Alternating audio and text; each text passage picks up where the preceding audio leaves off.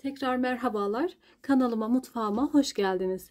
Bugün sizlere inanılmaz lezzetli, düdüklü tencere kullanmadan tam kıvamında tüm detayları ile kuru fasulye tarifi hazırladım.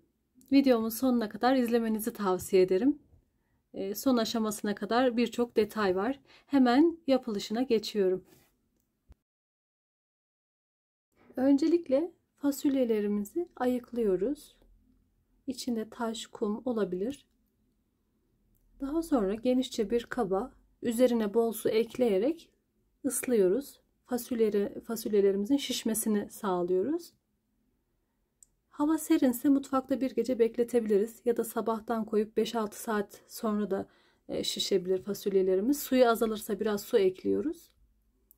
Hava sıcaksa dolapta bekletelim. Daha sonra fasulyelerimiz şiştikten sonra ben bu şekilde buzdolabı poşetine koyarak buzlukta saklıyorum, derin dondurucuda. Ve birer porsiyonluk koyuyorum. Yemeğimi pişirirken çok kolaylık sağlıyor. Her seferinde ıslamakla uğraşmıyorum. Nohut, kuru fasulye, yeşil mercimek, birçok tahıla ben bu işlemi uyguluyorum. Çok pratik oluyor. O yüzden sizlere de göstermek istedim bu detayı. Yemeklik olacak şekilde 2 tane büyük kuru soğan, 1 tane kapya biberi doğradım. Soğan ne kadar bol olursa o kadar güzel olur yemeğimiz.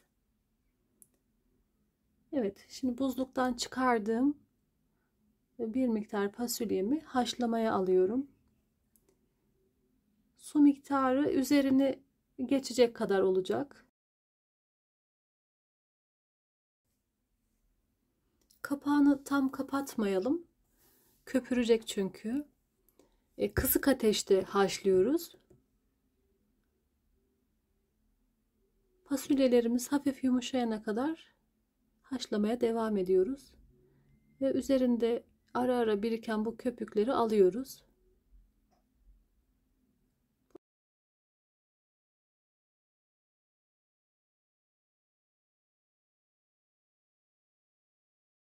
Evet, haşladıktan sonra pişirmeye devam edeceğimiz için hafif haşlanmış olacak. Üzerine bir bardak soğuk su ekledim. Üzerine biriken fasulyeler aşağı insin diye. Ve bir kenarda bir miktar eti haşlıyorum. Üzerine geçecek kadar su ekledim. Suyunu çekene kadar pişireceğim.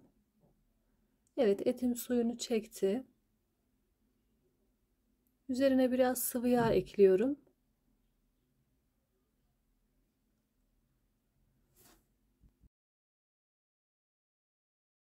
2-3 yemek kaşığı kadar sıvı yağ ekledim. Yağını az koyuyoruz çünkü daha sonrasında tereyağı ekleyeceğiz. Doğradığım sebzelerimi ekliyorum. Biberi ve soğanı aynı anda ekleyebiliriz. Soğanımızı mümkün olduğu kadar güzel kavuracağız. Kısık ateşte ağır ağır içinde ölmesini sağlayacağız. Ne kadar güzel kavurursak yemeğimiz o kadar lezzetli ve güzel olur.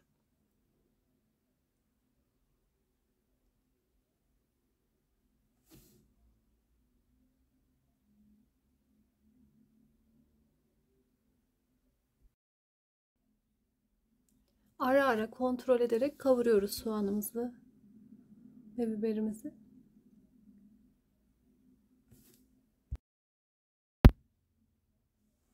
Kavrulan soğanlarımızın üzerine 1 yemek kaşığı salça ekliyoruz. 2-3 dakikada bu şekilde kavuruyoruz.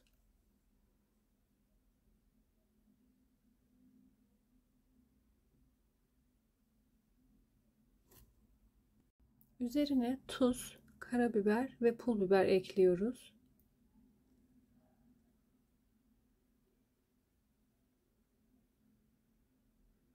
Kavurmaya devam ediyoruz.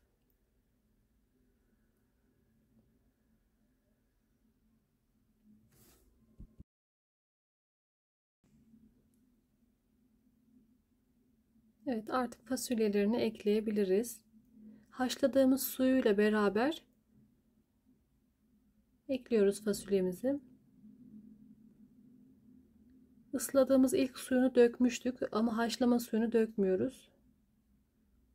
Tüm nişastasıyla, vitaminiyle aynı anda pişiriyoruz.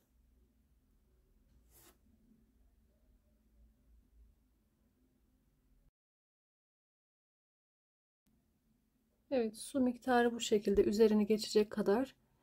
Ama kontrol bizde olduğu için ara ara su eklemeye devam ediyoruz.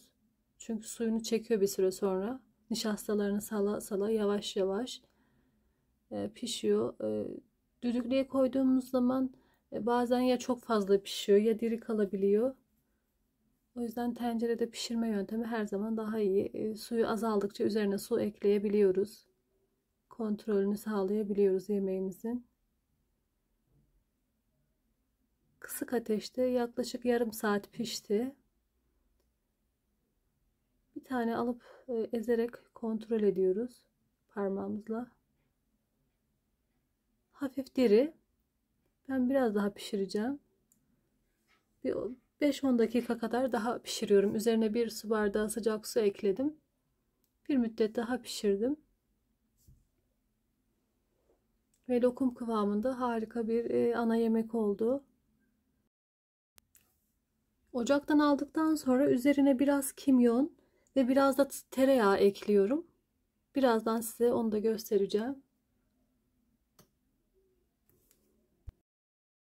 Evet, tereyağı bu şekilde sonradan ekliyoruz. Önceden eklemiyoruz.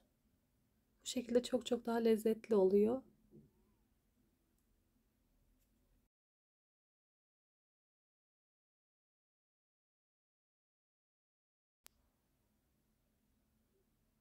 Yarım çay kaşığı kadar da kimyon ekledim.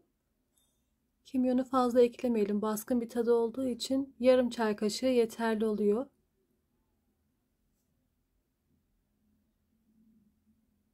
Evet, bu şekilde yemeğimizi dinlendiriyoruz 5-10 dakika. Ve servise hazır yemeğimiz artık. Ve kıvamını sizlere gösteriyorum. Servis aşamasında. Evet, gördüğünüz gibi görüntüsü çok hoş oldu.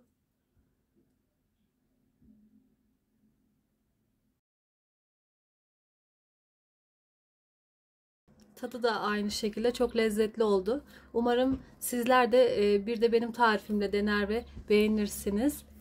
Deneyecek olanlara kolay gelsin, afiyet olsun diyorum. Bir dahaki tarifimde görüşmek üzere.